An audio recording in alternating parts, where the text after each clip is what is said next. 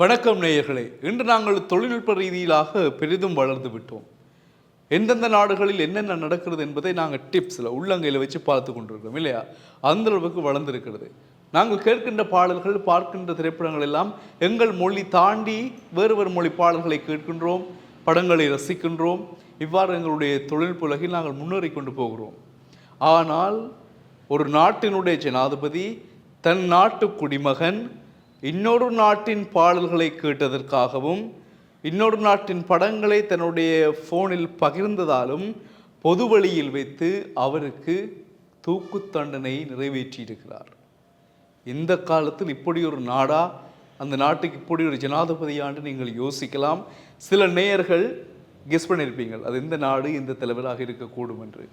உண்மைதான், நீங்கள் நினைப்பது போல் வடகொரியா நாட்டிலே கிம் ஜோங் உன் ஜனாதிபதி தன் நாட்டு குடிமகன் 70க்கும் மேற்பட்ட தென்கொரியா பாடல்களை ஃபோனில் வச்சு கேட்டாராம்.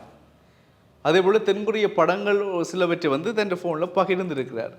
இதை அவதானித்து அவங்கள்ட ஊடக அமைச்சு என்ன செய்திருக்குன்னு சொன்னால், தரவுகள் மூலமாக அவதானித்து அவரை கைது செய்து பொது வழியில் தூக்கு தண்டனை விதித்திருக்கிறது. அவர் இறந்துட்டார். அவ்வளவுதான். 2020ஆம் ஆண்டு வடகொரிய சித்தாந்தம் சொல்லப்பட்டதாம். என்னென்னு சொன்னால், வேறு நாட்டு பாடல்களை நீங்கள் கேட்டால், படங்களை பார்த்தால் அது வடகொரிய ஜனாதிபதிக்கு இழுக்கு, அவர் ஒரு திறமை இல்லாதவர் என்பது அர்த்தமாம்.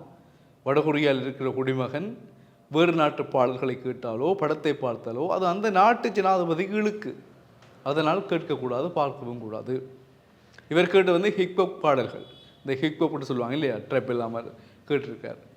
அப்போ பாருங்கள், யோசித்து பாருங்கள், வடகொரியாவினுடைய நிலைமை இதுவாக சென்று கொண்டிருக்கிறது. இதனால தான் மற்ற நாடுகள் வடகொரியாவை எதிர்த்து கொண்டிருக்கின்றன. ஆனால் வடகொரியாவோ தென்கொரியா, ஜப்பான், அமெரிக்கா போன்ற நாடுகளை அழிப்பேன் என்று சபதம் பூண்டு கொண்டிருக்கிறது. ரஷ்யாவும் அதற்கு துணை நிற்கிறது. வடகொரிய ஜனாதிபதி கிம் ஜோங் உன் இது மட்டுமல்ல, இன்னும் பல விடயங்களை தன் நாட்டில் செய்து கொண்டிருக்கின்றார். அது பொதுவில் வெளியில் வராதவை, வருகின்ற பொழுது எங்களுக்கு பெரிய பிரமிப்பாக இருக்கிறது. தன் நாட்டில் இருக்கக்கூடிய உயர் ரகத்திலான உயர்ந்த இராணுவ தளபதிகளை எல்லாம் ராட்சத மீன் தொட்டிக்குள் போட்டு கொல்லுகின்ற ஒரு நிலைமை அங்கு இருக்கிறது. பல பேர் அப்படி உயிரிழந்திருக்கிறார்கள். செய்திகள், ஆய்வுகள், கட்டுரைகள் மூலமாக நாங்கள் பார்த்திருக்கிறோம். வடகொரிய ஜனாதிபதி கிம் ஜோங் உன், அவருடைய பிள்ளைகள், குடும்பம் எல்லாமே ஒரு சர்வாதிகாரமாக தன்னிச்சையான முடிவுகளை எடுக்கக்கூடியவர்களாக இருக்கிறார்கள்.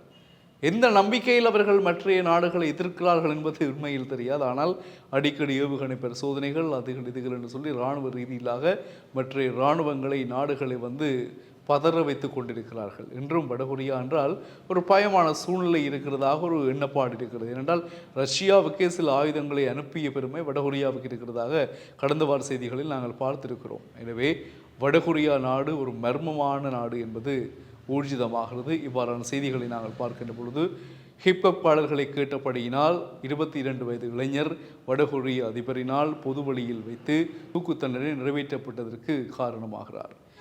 அதற்கு காரணம் படங்கள் பாட்டு கேட்டது. இந்த செய்தியை நாங்கள் உங்களுக்கு பகிர்வதனுடைய நோக்கம், நாங்கள் எந்தெந்த நாடுகளுக்கு செல்ல விருப்பமாக இருக்கிறோம். அப்போ நாங்கள் சுவிஸுக்கு போகலாம், ஜெர்மன், பிரான்ஸ், கனடா, லண்டன், அமெரிக்கான்னு போகிறோம் இல்லையா, ஆஸ்திரேலியா எல்லாம் போகிறோம். வடகொரியாவுக்கு போகலாம்னு யோசிக்கிறீங்களா? வேண்டவே வேண்டாம் என்ற அளவுக்கு நிலைமை அங்கே மோசமாக இருக்கிறது. மீண்டும் சந்திக்கலாம் உறவுகளே. வணக்கம்.